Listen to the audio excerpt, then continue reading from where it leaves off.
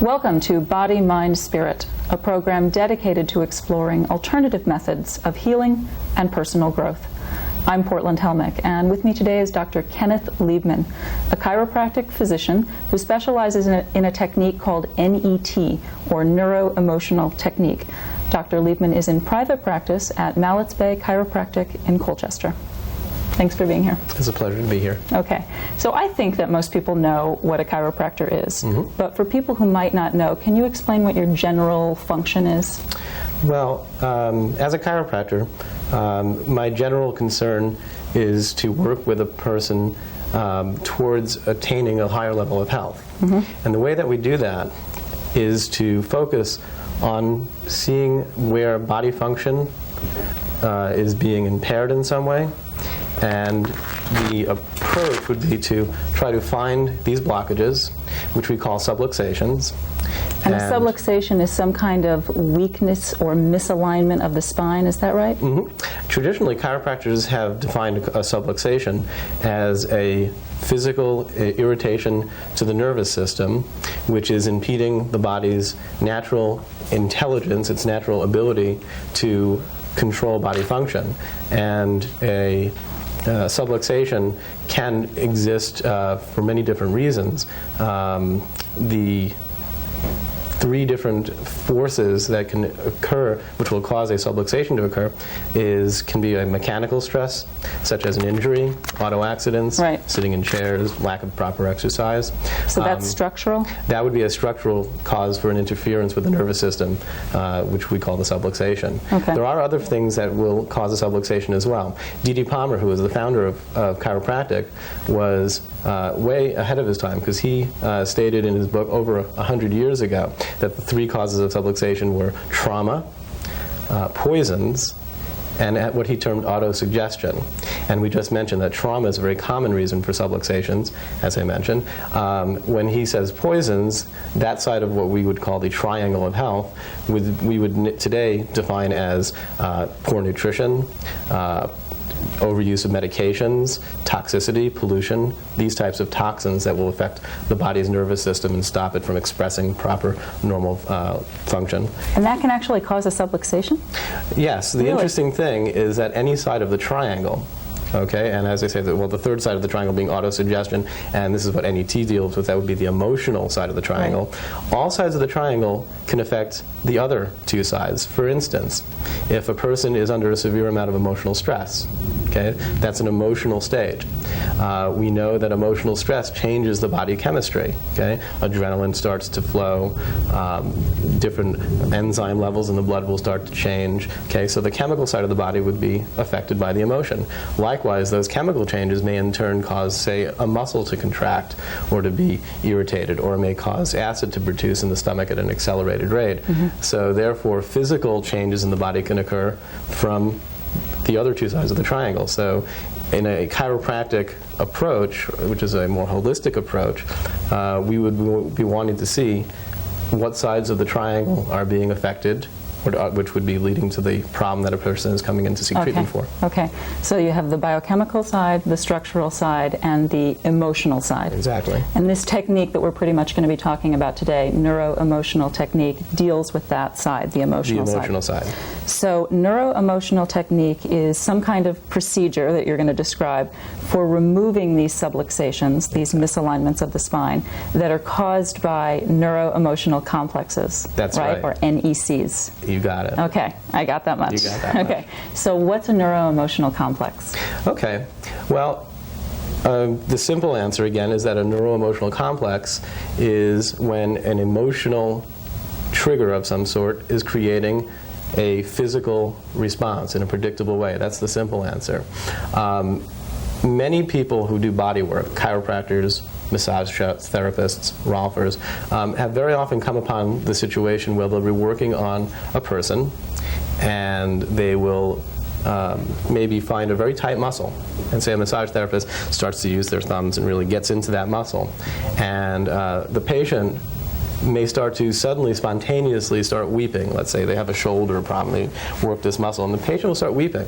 And they have no idea why. And they have no idea why, or they'll say something like, I don't know why, but suddenly I'm thinking about my mother, and maybe the mother passed away years ago. And it was almost as if when the person released the tension in the muscle, the memory would start to flood. And many different practitioners have called this term a body memory. Well, a neuro-emotional complex is that body memory.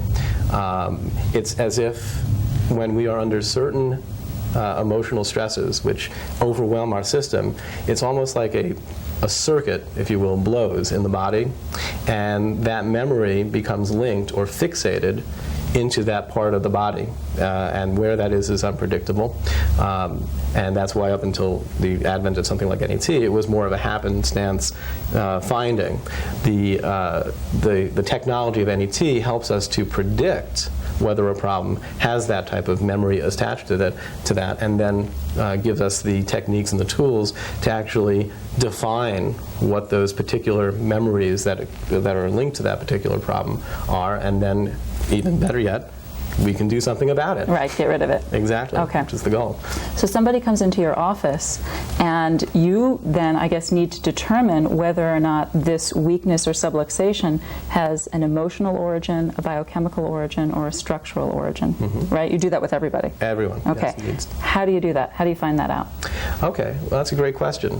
The technique which we rely on, first off, any person who comes into our office is going to get all the traditional techniques that any chiropractic physician or any healthcare provider would normally perform. An orthopedic test, a neurological, we take the history.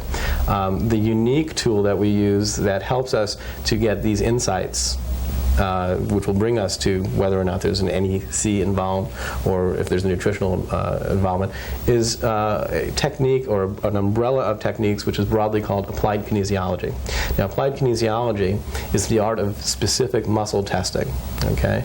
And we use muscles because a Dr. Goodhart, was a chiropractic physician, was able to discern that muscles react to negative stimuli in a very predictable way. That is, they seem to be indicators of your body's energy state, much like lights in your house, for instance, would be an indicator of the energy state of the electrical system in your house. So what we do is we will challenge a person's muscle system under different stressors and under different analyses, and observe whether or not the muscles will weaken in response to certain stimuli. If we see a weakness, okay, we will know that there is a dysfunction or disharmony under whatever reflex or point that we are checking on the person's body. Okay, now that sounds kind of complicated as you're describing it. Can you give an example of how you might do that? I come into your office, or somebody comes into your office, and what do you do? How do you do the muscle testing? Well, the muscle test we use, and we'll demonstrate that in a little while, is we use a very concise form. It's called the deltoid test, because the deltoid muscle is a muscle that's very strong, and it's easily tested. And so what we would normally do is, after we've done our normal procedures, we would have a person, we would first make sure that the muscle was intact. In other words, that it was strong. See, a muscle that is strong will react very quickly to pressure. So we would have the person hold their arm up. Like this? Like that. And we would put pressure on the arm. And normally a person who is having an intact muscle, a strong muscle, will be able to resist a fair amount of pressure. When we touch an acupuncture point, or if we put our hand or fingers over an area where there may be nerve irritation or any other type of problem, and you simultaneously put pressure on that intact muscle, it will suddenly become very weak. So much that you can even, sometimes with a fingertip contact, be able to overcome the strength of the muscle. And it's very obvious to the doctor and the patient. So you have them hold out their arm, and you, with one hand, you're trying to push down the arm, and with the other, you're actually touching an acupuncture point that corresponds to some, I guess, organ in the body or organ system in the body. Some tissue. Right? Yeah. And while you're touching one acupuncture point, you're pressing down, and sometimes the arm just goes weak. Exactly. And then that gives you the indication that what's the problem, for example? Well, again, if we find a weakness over a nerve, we would try to evaluate whether or not it seems to be a structural problem, a chemical problem, or an emotional problem. There are different points on the skin, some of which correlate with the Chinese traditional medicine acupuncture points. There are other reflexes which have been discerned through many years of observation by applied kinesiologists, which seem to correlate to different nutritional requirements, different organ weaknesses, and then the breakthrough with neuro-emotional technique is that there are points on the forehead. Okay, there are 2 points which, when a person is contacting those points, it indicates whether or not emotional energy seems to be somehow bound up in a finding. So what we're actually doing is we're cross-checking findings in neuro-emotional technique with these points. In other words, if we found, let's say there was a shoulder problem, and we touch a point that would correlate with a shoulder muscle that's damaged or so, and that was weak. Okay, the shoulder muscle showed some weakness. What we would have the person do is simultaneously contact these points on the forehead, and it would very often, if it is a neuro-emotional finding, it will change that weakness. It will strengthen up the muscle temporarily, indicating that there's an emotional component to that. Wow, that's amazing. Yeah. Yeah. It's an interesting finding because we all know intuitively that when we're under emotional stress, one of the common things people will do is, like, they're thinking, or they'll either, oh my God, or they try to think, they put their hands on their forehead. And maybe that's, an instinctual reinforcement that we do when we're under emotional stress. Okay. So if you determine that one of these subluxations is connected with an emotional component, this person has an NEC, then what do you do next? Okay, well, that brings us into the technique itself. Neuro-emotional technique. Neuro-emotional technique, okay? And what we do is we want to continue to define the problem. If we've taken the muscle testing to the point that we find that a specific finding has an emotional attachment, an emotional fixation to it, we're going to continue using muscle tests to find out what the specific emotional memory is. Yeah. And the way we do that is we ask a series of very deliberate, deductive questions, and using the same muscle testing, gauge the person's response.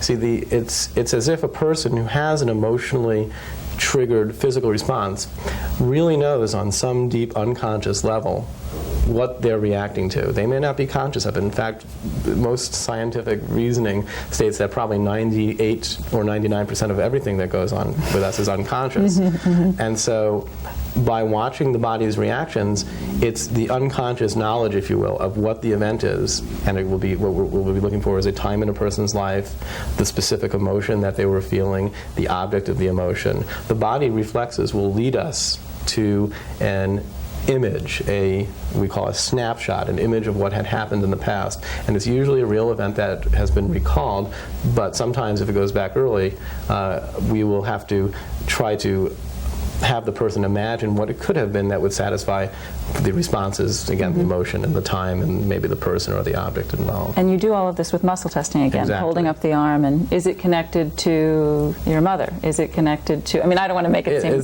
tacky like that, but, right. but you do try and, get at, did this happen before you were 5 years old? Did this happen between 5 and 6 years old? Did this happen, was this connected to hopelessness? Was this connected to despair? Right. Things like that? There is a sort of similarity between doing the NET process itself and like playing 20 questions. It's almost like there's a conversation going on between the doctor, the patient, and the patient's body. But the patient's body is what is supplying the answers. Right. And utilizing different knowledge sources, we can help very quickly ask the right questions and stimulate the right points to be able to answer these questions, so you're not just playing an endless game of questions, right. So that we can help very quickly find what the emotion was and what the event was.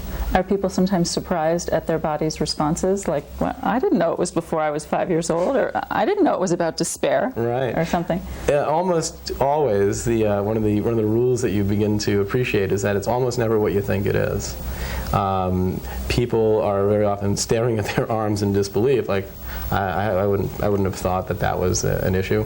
And in fact, one of the things that finally convinced me, when I learned this technique, of course, there's an a part of you that says this just can't be true. I mean, we're learning this, and I've heard wonderful things.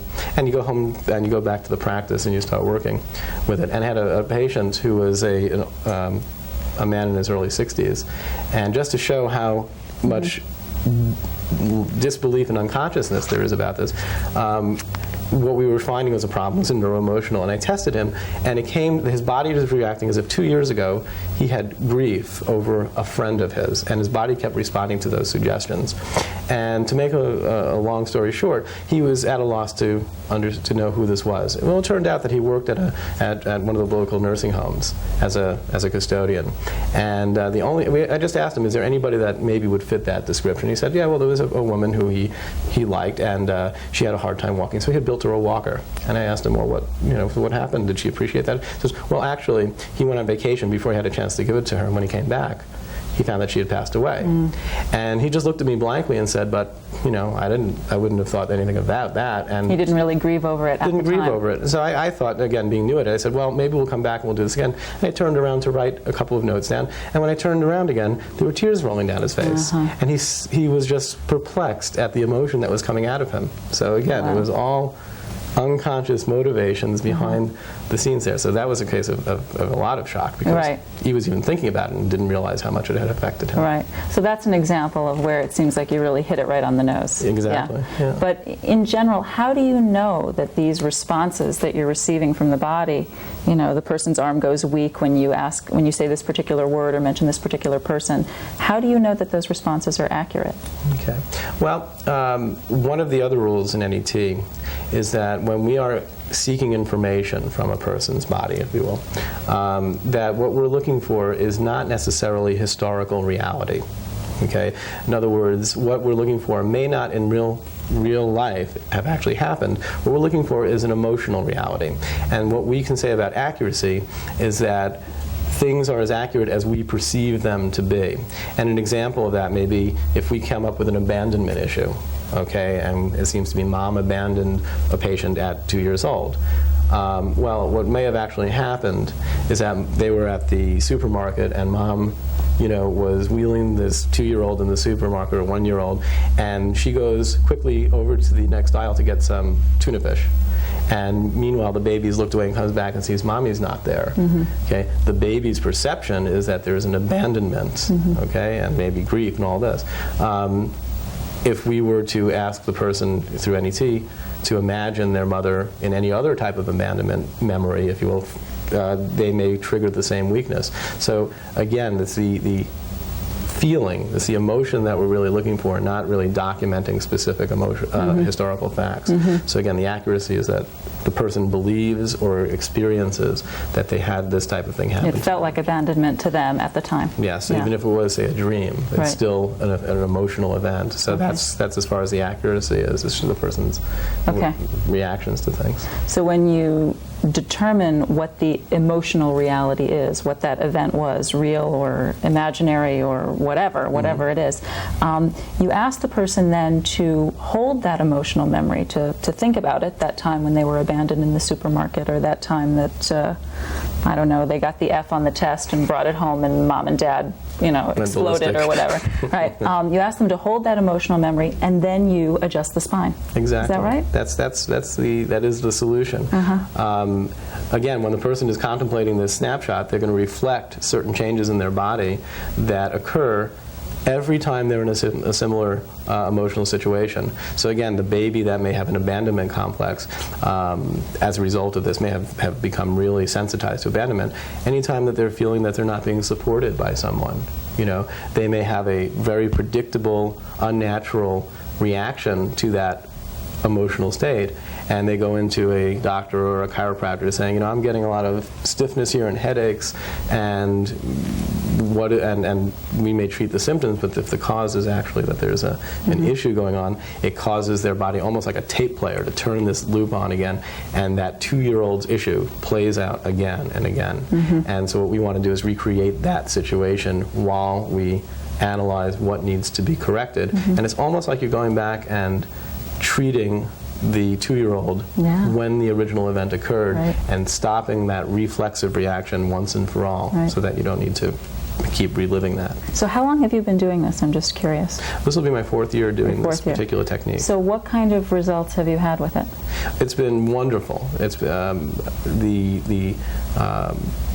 the response to it has been very positive from a patient standpoint, because they really feel that they're actually getting to the ultimate cause of their problems. One of the things that led me to learning NET was the question of why people don't hold their adjustments, or why don't people maintain the improvement. Because I myself have gone to a chiropractor, and wow, I feel great when I walk out the door, but then sometimes the very next day I feel like I have that same old tension again right there, you know, under my left shoulder or That's something. right. And sometimes there's a physical reason. Your computer station is not designed for a human being, or you know, there's maybe other physical traumas that keep recurring. But if there's an emotional trigger, you know, that every time you run late, you know, or whatever your particular issue might be, then it will cause the subluxation or the muscle tension or whatever the symptom is to return. So the result from my practice has been that for more patients, we can find the correct adjustments to once and for all take care of the problem long term. Now, do you find, I know, well, 4 years, and NET has been around how long? Dr. Walker is the developer of NET, and he started developing the protocol in the late 1980s, I believe in 1988, and he started doing seminars in 1989. So I don't know, you know, if you can actually test something like that, because it sounds like it's relatively new, but does it seem that that NET is producing longer lasting results than actually just adjusting the spine without asking somebody to hold the emotional memory or determining what it is? Well, absolutely, it does create longer lasting results, because many times my own patients who had been having recurring problems or have been to other types of practitioners and say they were only able to get relief of their symptom for a week or a month will find that they'll go for a year or longer without having any reestablishment of the symptom. The prospect is that when you release one of these neuro-emotional complexes, it's gone for life. Okay, sort of like when Ivan Pavlov did his experiment with the dog. He made a dog salivate. With the bell? With the bell. He made a dog salivate to a bell. That was an abnormal reaction to a stimulus. If the reflexive reaction is allowed to extinguish, if it's not reinforced, in other words, if the dog is no longer given a piece of food every time the bell rings, eventually the dog will lose that reaction, and once that happens, he will never start to salivate again to the bell. And it's just like in a person, if you're getting an unnatural reaction to stress and we break the pattern, it's impossible for you to go back and reestablish that unless you go back to the same exact incident, the same exact trauma, and react to it in the same way. So I have yet to see a neuro-emotional complex, a specific complex, return on a person in the years that I've been doing You've NET. yet to see that. So they hold that emotional memory, you adjust the spine, poof, gone forever. That particular issue on that particular problem is gone forever. That's not to say that there is not another problem that may be on that particular spinal segment, or that there's another factor, or that there's not physical damage as a result of years of this process going on. But that trigger. That we don't have to go back and every third week or every month go back and rebalance a person to the abandonment of that their mother caused them in that shopping cart over and over again. Once it's gone, it's gone. Okay. So what about scientific studies? Have any scientific studies been done that attempt to prove the effectiveness of NET? Well, the study of the body-mind connection, or as we like to use big words, psycho-neuro-immunology or whatever, is brand new. It's really cutting edge of research right now. There are a couple of studies that are underway. One is to work with the VA, the Veterans Administration. There's a foundation called the One Foundation, which is a group of NET doctors which are contributing funds to put forth this study to prove the efficacy of NET on the Vietnam War syndrome, post-war syndrome. Wow. And so there's a proposal to the VA to undergo that study. There's another study that's going on, I believe it's in California, with the Youth at Risk group, which is working with inner city children to try to bring them out of the cycle of violence and drugs. And the preliminary results of that have been fantastic. That it's been a very effective tool to help break the cycle in these kids. Wow, So the studies are underway. Right now it's based on case histories of thousands and thousands of patients. Okay, okay. So you've been doing NET for about 4 years, and how long have you practiced as a chiropractor? I've practiced for, it will be 9 years this coming year. So how has this technique changed your work as a chiropractor? Again, I feel like I am, all doctors, if they, what they want to do is really find the cause of a patient's problem and really try to fix it at the deepest level. And in the NET protocol, it's really given me that confidence that I can really approach just about any problem that a person comes in with. Because again, if we find that there's a structural problem, we have chiropractic manipulative techniques to take care of that. And if we find there's nutritional needs, we can always modify diet and give nutritional support in that case. It was always the big question that if those don't work, what do you do? And now with NET, we can find the reason for at least 1/3 of every problem that comes into our problem, which is it 1/3? I'm curious. I mean, how many of all the people that come into your office, how many of them are suffering from neuro-emotional complexes? Well, the interesting thing is that we're all suffering from some neuro-emotional complexes at any given point. Right. But for any significant health problem, there's probably, it roughly seems to correlate to the 1/3 of each side of the triangle. 1/3 of people with headaches will have a structural problem. 1/3 of the people with headaches will roughly have a nutritional toxic problem, and the other third will have emotional basis. And sometimes there's combinations of them. Yeah. So that's when you first start in practice doing the NET process.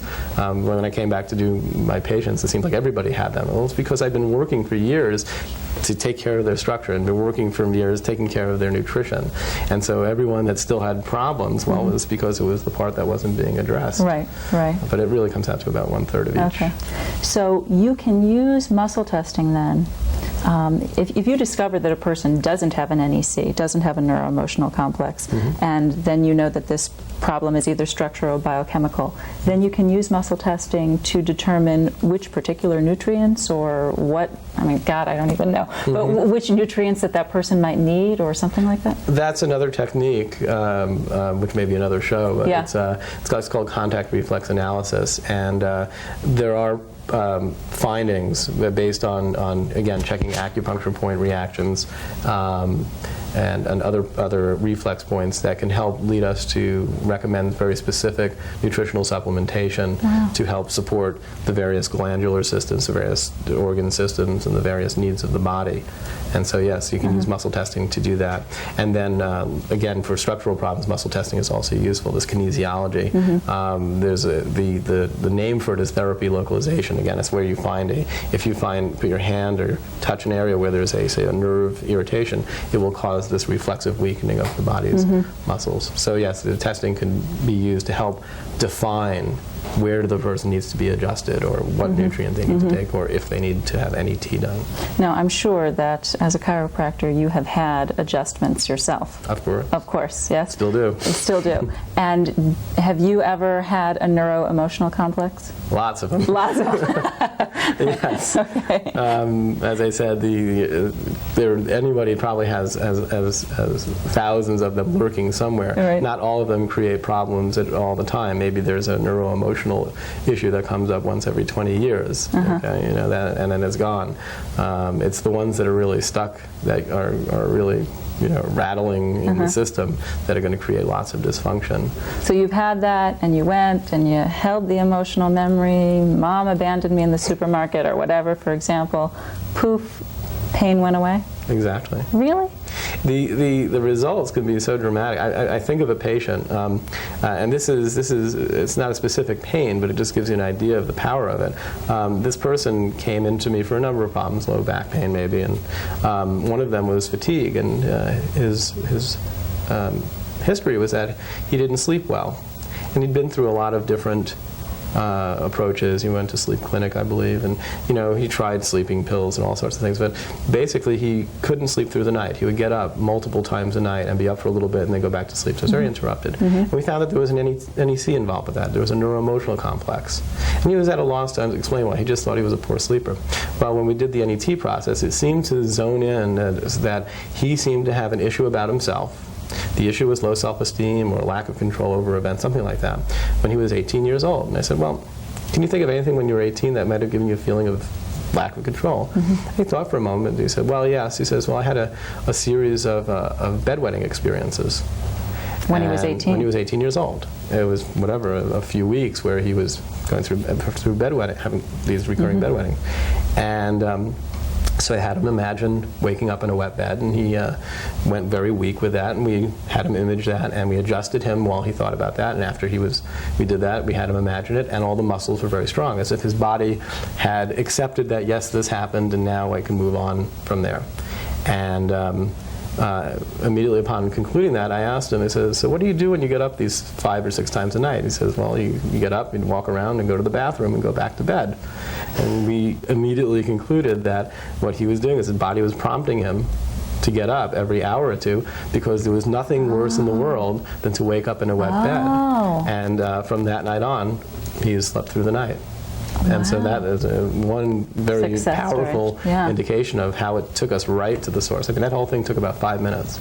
And that's another thing that's really amazing about the technique, is that really it's like 3 to 5 minutes. And there you have it. A little longer with explanations, but the technique itself only takes a few minutes. Wow, that's amazing. Yeah, it is. I'm amazed. I've been doing it for 4 years. I'm still fascinated with it every single time I do it.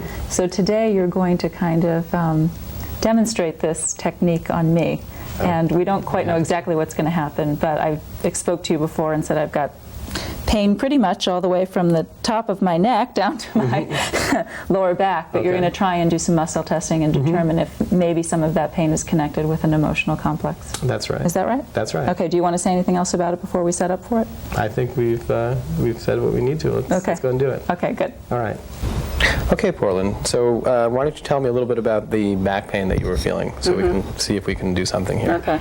I have a lot of back pain in my lower back, and I've done a number of shows with a lot of different guests, and I say the same thing every time I wake up in the morning, and I always have to stretch out my lower back. I stand on the sink and I pull, because this area seems to get very compressed. Okay. And if I sit still for a long period of time, if I'm typing or something like that, and then I get up, agony. Okay. Yeah. So that's mostly the lower back area. Okay. Is that okay? That will focus on that to start. That'll be easy. This has been going on for a long time as well? No, I think it's been going on for the past, I don't know, 2 or 3 years. Okay. Maybe 2 years. Okay, and it seems to just keep coming back and coming back? Yeah, especially if I sit still for a long period of time. When I wake up in the morning, it's very tight, that kind of thing. Okay. Well, we'll presume that we've already done standard orthopedic tests, and we've come to the point where we're going to start doing the applied kinesiology. So the first thing we want to do is demonstrate a muscle test, okay? And we use, as I mentioned before, a deltoid muscle, okay? And the first thing we want to do is make sure that the muscle is intact, it's strong. So what I want you to do is hold your arm out real stiffly. What I'm going to try to do is push your arm down. I want you to resist that. And hold your arm. Okay. And you can feel I'm putting a lot of pressure on the arm. Now, a muscle, when it's intact, will act like a rope. It will actually respond to the electrical commands that the brain, through the nerves, are giving it, and it will contract very suddenly and quickly to the pressure. And so it's very hard for me to overcome that resistance. Again, hold tight. Okay. What I'm going to be doing is searching for points, acupuncture points or nerve points, and to see if we can find anything that would cause that muscle to suddenly appear to go weak. And what you'll feel is that instead of it being a rope, it may turn into feeling like a rubber band. It just won't be able to resist. So I'm going to look through some points that commonly would lead to recurring lower back pain. And what I'm going to do first is just touch you on the back itself. Hold your arm up. And if you can feel, I'm putting a pretty good amount of pressure on you. And if your arm gets tired, then let me know and we'll just switch arms for you. Okay. Doesn't matter which arm. Nope. I always say that we have 2 arms so that we can get second opinions. Hold tight. Hold real tight. Okay, and I'm not finding a primary problem in the back. I'm going to switch arms here. And I'm going to check a couple of points and hold your arm up again very tight. That can correlate with back problems. And We found something. Now what's that? Okay, this is a point. It's known as the ileocecal valve. It's actually an intestinal point. I'm not interested in the intestines, though, at this point, or at least at this moment. The reason I'm checking that one is because it's a common cause of recurring back problems, and I'll explain that as we go on. But I want to you can feel, and I just want to just demonstrate. Hold your arm up real tight. Okay, I use a finger, and we again get that same type of resistance here. As soon as I contact this point, Gosh, you feel your whole body just sort of feels a resistance. I can You're even barely feel even touching it. Right. It's just a light contact, and again, what we're trying to do, or what we seem to be doing, is checking to see if various circuits are delivering the proper amount of energy to that part of your body. If we find a circuit that is unable to deliver its normal amount of energy, it acts like a circuit under a load that it can't handle, like an air conditioner going on will suddenly cause all the lights to dim. And that's exactly what we're finding here, is we're finding a weak circuit. Okay? We call this the ileocecal valve, as I said. Now, that could be a nutritional problem, it could be a structural problem that leads to this this weakness, or it could be neuro-emotional. So as I mentioned before, what I want you to do is hold your arm up, and I'm contacting this point, and hold tight, and you can feel it goes right down. Nothing. Okay. Amazing. If you would take your free hand and cover your forehead, oh my gosh, and hold your arm up again, and do you feel what happens to that weakness? Right. Take your hand off. Take my hand off. Nothing there. Put your hand back, and it's strong again. And you can see it's predictable. So what's this doing? That is covering the neuro-emotional points. Remember, as we talked about before, I said that there is when emotional activity is influencing that weak circuit, that's our indication that NET is the proper way to approach it. In other words, if we work with any other method to try to strengthen that part of your body, and the emotions are the problem, then it's going to come back over and over again, no matter what type of physical treatment you get. So you just determined that it was emotional? That's a neuro-emotional complex on this point. Now what I'd like to do is take you to the table for a moment and explain, first check for certain muscle reactions to this point, and then we might be able to see if we can find why that's affecting your lower back. Okay. So I will go to the table here. Okay, all right. And if you would lie with your head up here. Okay. Okay. Okay, and what I'm going to do, because of this specific finding, and you have to keep your hands off because you're actually touching the points yourself. Yes, sir. Is you have to hold. I want you to hold your leg up, and we're checking the hip flexor strength. Those are the psoas muscles. And just like you did with your arm, I want you to hold your leg up. And you can put a fair amount. I can put a lot of force on that. These are very large muscles. These are the strongest muscles in your body. Okay. Okay. And I want to do the same thing on this side. Now, I knew that was going to happen. Right. I knew one of them was going to be weak. And again, I'm going to just use my pinky, and I want you to do it as hard as you can, and I'm defeating that muscle. Yep. Okay? This point, the ileocecal point, corresponds to the activity of these particular muscles, and this is not the same type of finding as we just had before. This is a real bona fide weakness. This is always with you. Okay? You can sit up. I want to explain. Now, why that contributes to back pain, okay, is that if this left hip flexor muscle, which governs this activity, is always weak, there is a balance that should be there between those two muscles. You have one on the left and one on the right. What they actually do is they go from your hips, they go through the abdomen, and they insert in your lower back. Okay? That's why when they shorten, you bring your knee closer to your spine. Okay? Now on the table, the spine is still and the legs are moving, but when you're sitting, when you're getting up from a chair, okay, when you're getting out of bed, your feet are on the ground, and what it controls is your lower back movement. Okay? It's sort of like if you can imagine how a tower has two cords very often holding it up. Okay. Well, if the weak side is not opposing the stronger side, in other words, your right strong muscle is maximally getting its full nerve supply, it contracts, and the other one is not there to counterbalance, the spine is constantly going to be twisted and pulled towards the stronger side. And no matter how many times you adjust it or stretch out those muscles, that will continue to recur. So what we're going to do is try to fix the neuro-emotional complex that's creating this weakness, and in doing so we may have at least take one major factor out of why your back constantly loses its alignment. Okay. So what we want to do again is I'm going to put my hand on this point, and again you simultaneously touch that point and hold your arm up tight. And what we've sort of done is just asked your body a question. We're asking your body, what is the emotion behind this weakness here. And I'm going to ask you a series of questions. Okay. As I said, we're going to try to find a time, a object, and an emotion. So you can take your hand down, and now we're in the technique. Okay. I'll ask you some questions here, and just keep trying to resist with your arm here. So the first thing I like to do is usually find the object of the emotion, a thing or a person. So we'll just ask you a couple of questions, 20 questions to the object. So let's see if first we'll ask your body, does this problem associate with a person, family or friend or someone you know? Hold your arm up. And you see that you're not showing any weakness, so it's probably not a person. So let's check if it's a thing in your life, money, job, career issues, finances, things like that. Hold your arm up.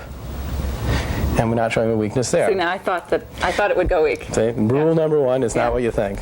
So let's see. The only other thing, if it's not a thing in your life, it's not a person. The one thing that's left is yourself. We have emotions about ourselves. So is the emotion about Portland?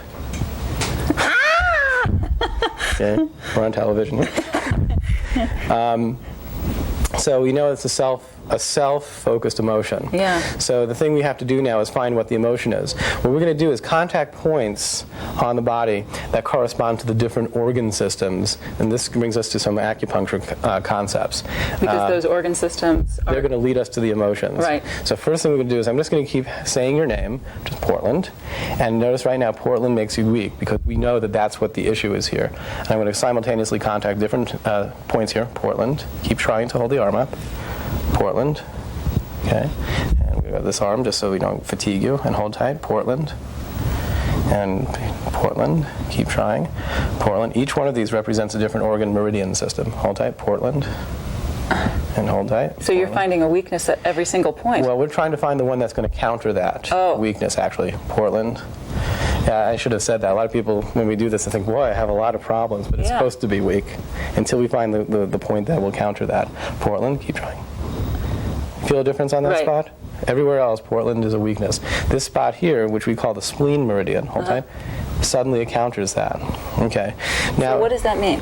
Now that means that the emotion that you're feeling, whatever it is, affects that particular meridian. That's going to be the circuit that we're going to have to fix. In other words, the spleen meridian, which is saying the energy that governs the spleen and all its related muscles, is reacting to this neuro-emotional complex. Now, each organ system, and this goes back many thousands of years to traditional Chinese medicine, they were able to intuit that certain organ systems related to certain emotions. So that's the way we don't have to go through 1,000 emotions. Right. There were very specific ones that affect the spleen meridian. The first most common one is low self-esteem. Okay, so let's just check. I'm going to ask your body, is it low self-esteem? All right, it's a low self-esteem issue. That's the human condition. Okay, that's anything that could have happened now or in the past that could make us feel bad about ourselves. Low self-esteem. We'll double check. We'll see. Is it anger? Is it fear? Is it resentment? Is it low self-esteem? It doesn't matter which arm. Nope. Again, every muscle we react. We can use finger muscles. We can use any muscle. See, I would have thought it was anger, fear. Yes, of course. But low self-esteem is a common one when it's focused on self. Okay. So all we know thus far is that something about this weakness relates to something that made you not feel great about yourself sometime in your entire life.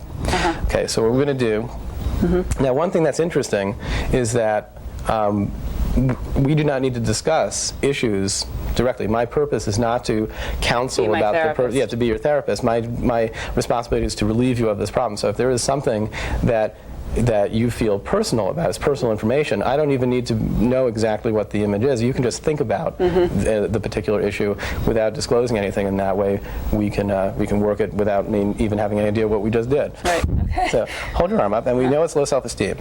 So we want to find out about, is this an issue in the present? Okay. We got to find out the event. And this is not a present issue, so we can find that this is from the past. You know, in your memory, everything on some level that's ever happened to you. Right. It's stored there. No, you also know how old you are when these things happened. So I'm going to ask your body, did this event occur, this low self-esteem event occur when you were conception to 20 years old? 20 to 30. Excuse me. 20 to 25, 26, 27. Okay, so we're at 27 years old. Okay, so what you have to do is think about what life was like at 27, and if you can think of something at all that would have occurred about that point that might have made you feel a little bit low self-esteem about yourself? Well, at 27, I was here. I had moved here from New York City, so by that point, can you just ask if it was 26? Was it 26? No, 27. Now, like I don't trust you. I don't mean you, or maybe I don't trust it. That's what I said. People look at their body like, no, that's not what it is. Okay, 27. 27, I had moved here, and I was teaching at Burlington High School, and not liking it. I mean, that's the first thing that comes to my mind. Okay, well, very often that's a good way to start. So we'll ask, was it about teaching? Okay, so there was something about teaching that you felt that you didn't feel valued in yourself with that. Right, and it felt like it was just the totally wrong thing for me to do, and I was... Okay, so you felt bad seeing yourself as a teacher instead of whatever else you really wanted to do. You got it. Got it, okay. So the thing we have to do now is get a snapshot in our mind's eye. Go back and imagine what it was like. And I said 2 or 3 years for this pain, didn't I? Yes, you did. And I'm 30. Okay, so here we are. Now think about being 27, first day of class maybe, or whatever, something that particularly really gives you an image of being a teacher. Picture Should I close my eyes? Close your eyes. It helps you to visual. You got an image of being a teacher? The students? Hold tight. Okay, good. That's the weakness. Now, what we want to do always is to see, is this the real original event, or is there something earlier that started this whole process? Was there an esteem issue that this was part of already? So I'm going to ask your body, and this is not a verbal response, is there an original time in your life before this that there was an experience of similar low self-esteem? Hold your arm up. And is there an original time when you were affected in a similar way by low self-esteem? And we see, no, this was the event. Something about becoming a teacher for you at that point gave you a very profound reaction to that. Okay? So what we want to do now is we want to fix the particular weaknesses which are going to reflect the spleen meridian when you image being a teacher. So now what we want to do is have you hold this point here. This is where we found the weakness originally. Okay? Or we found that's where the emotional energy was being displaced. And close your eyes again and think about being a teacher. Okay? Nod when you're thinking about it. Okay, hold your arm up. See? You feel how that strengthens you. Now what we're going to do is we want to correct that once and for all. So we're going to cross this point. This hand is going to go on your forehead and cover those emotional points. In a sense, what we're going to do is we're going to reestablish balance between your emotions and this meridian simultaneously while you're thinking about being a teacher. Okay, close your eyes. And I'm going to do a very specific adjustment that is specific for the spleen meridian. You'll feel a tapping on your back. It's a light force adjustment. Okay, and you'll feel it here. Now, image as best you can being the teacher. I'm going to feel clicks. Take a deep breath in and breathe out. I'm going to go down a couple and breathe in again and think about it. And again in and out. Okay, and relax your hands. Each meridian requires a different adjustment. Okay, now go back and think about being a teacher again. Okay, and hold tight. You see how now you're strong from that. Hold tight. I'm just double checking. I'm also going to just double check a couple of side meridians that seem to affect this particular weakness in the ileocecal valve. And there's a bladder point here. Put your hand again on your forehead. Once more, just picture being a teacher. There's usually no emotion attached to this particular finding. Take a deep breath in and breathe out. Okay, and relax. See, the bladder meridian needs a different adjustment. You're done with that. And we'll put this away. And hold tight. And you feel that the original point that we started this whole thing, this ileocecal valve, it's now strong. Think about being a teacher. Okay?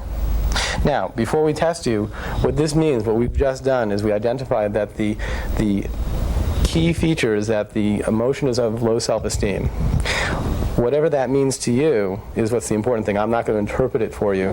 But what I will say is that something about being a teacher at that time in your life literally blew a circuit in you. Okay, maybe it was something that you left or something you wanted to do, but that was the key event. And any time that you are getting a sense of being in a similar situation, which I do it every day, then you're going to replay that cycle, that tape over and over again, continually blowing out that circuit, continually making that leg weak, continually throwing your back out of balance. And so what we've done is disrupted that. We have stopped that reaction from occurring. So now you can You can enjoy your low self-esteem about that issue without it having an effect on your body. The other side of it, though, although it's not counseling, is that very often there is a release on the emotional side too. That some of the freight that may come along with those situations sometimes dissipate, because a lot of what we feel emotionally is how our body reacts. We get an uncomfortable feeling. And so a lot of people will report that they will feel more balanced even under those situations. So there is an emotional benefit as well, even though that's not the primary focus. So what I like to do is go back to the table and let's check those legs. What we had before is an imbalance. We had this leg was weak, was strong, and this leg was weak. And we were reduplicating the same situation. Hold your leg up and hold tight. And you can feel I'm putting pressure, as we did before. Right. And hold this leg up and hold tight. Wow. Can you feel the difference? Now, what does that mean? I'm confused. What does that mean? Okay. Again, that means what we did. We can sit here. Good. It's okay. What we did was, the finding originally was that this leg was not getting its proper energy to it. It's almost like, it had lost 20, 10, 30, I don't know how, some percentage of the nerve supply, some of the life force. I mean, in the Chinese medicine, they say your qi was being blocked to that particular part of the body, and it was a response to this emotional issue about when you started becoming a teacher. Okay, and so again, as that kept being re-triggered, anytime you were contemplating something like that, even subconsciously, okay, maybe it's not doing exactly what you want, whatever it be, that would keep replaying and create that same weakness. So what we've done is we satisfied the body that it need not respond physically to that particular emotional trigger, and so now that weakness which is there has been restored, and that tug of war that may be going on in your lower back is resolved. Now, that's not to say that every problem with your back has been cured based on this one process, but certainly if that's one thing that has been a component of it, then it will allow you to hold other types of body work or other types of work that you may do, because the balance has been restored from the inside. So does that mean that if I'm teaching, which I do it in a private way every day, if I'm teaching and I'm not feeling that great about it, or I'm feeling some low self-esteem about it, that it's not going to connect to my lower back? Exactly. Okay. It's not going to affect. It will not affect the lower back in the same way. It will not change the way you might have a feel about teaching, as I said, but it certainly might take some of the pressure that you feel about teaching. It might help diffuse that a little bit, because again, there may be changes that have occurred for you in the last 3 years, where maybe in your higher intellectual self, you might be reconciled to certain aspects of what you do, but what's happening is your 27-year-old, the one that started, is still reacting to this feeling, and so there could be many changes that could occur. We see a wide array of how people respond to that. But what you're saying is I might experience less lower back pain from this, yes, as a result of what we did. You should see a reduction in lower back pain, assuming that it's now flexible enough to restore its normal posture. Now, what I would normally do, again, is follow up, make sure that there's an alignment. We haven't really checked to see if there's structural and to see if there's a nutritional aspect to that, but we certainly have taken care of one major factor that I see in my personal practice has a large bearing on recurring back problems. That's amazing, and it's not at all what I would have thought. I mean, just amazing, because you asked me, you said, you asked me something about years. How many years? Yes, you said 2 what or 3 years. Yeah, 2 or 3 As I said, years. well, how long have you been having the back pain? How long have I been having the back pain? Yeah, 2 or 3 years, which is about when I started to teach at the high school. That's just... Isn't that? Yeah, it's it amazing. usually happens that way. I mean, very often people will see a direct correlation with what happened when they started having their discomfort, and then what was going on in their life and how it related to what we had just discussed. And very often it can be uncanny. It could be just right to the very week, practically, that it started. Amazing. Okay. So, Well, thank you so much for coming here and I hope giving a demonstration and explaining this NET to us. Oh, it's been a great pleasure. A lot of fun. Yeah. Is there anything else you want to say about it before we close up? Again, it's when you get the feeling that you have really taken care of a person's deepest problem, it's the most satisfying thing that you can do. And I really love doing that. Yeah. And I thank you for letting me share that with your my viewers. Yes. So if people are interested in contacting you to get information about neuro-emotional technique or just about your work in general as a chiropractor, how can they do that? Okay, well, we have our office is in Colchester. It's at Mallett's Bay Chiropractic, and we're on Heidelberg Drive, so we're just over the river from Burlington, and we can be reached at 865-2255. 865-2255. Okay, great. Thank you so much for coming. Thank you, Portland. I appreciate it. All right. Okay, good. And thank you for watching Body, Mind, Spirit. Join me next week when my guest will be Felicia Foster, a certified Panchakarma therapist. Thanks again for watching, and I hope you learned something new today. Bye-bye.